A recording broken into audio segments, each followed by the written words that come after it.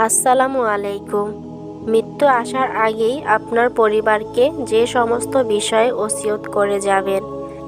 ১. মাইকে আমার মৃত্যুর খবর বলবেন না।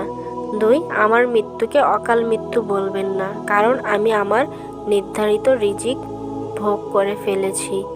৩. আমার মৃত্যুতে চল্লিশা, কুলখানি, মিলাদ করবেন না, কারণ এটা স্পষ্ট বিদআত। ৪. আমার লাশ মাহরাম ছাড়া অন্য কাউকে দেখাবেন না।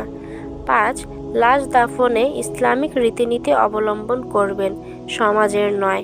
৬. আমার কবরের আযাব লাঘবের জন্য ও মুনকার নাকিরের প্রশ্নের উত্তর যেন দিতে পারি সেই দোয়া করবেন। আল্লাহুম্মা সরিথু আলাল ঈমান। ৭. আমার মৃত্যু থেকে এই শিক্ষা নিয়ে ফিরে যাবেন, আপনার সময়ও অতি নিকটে।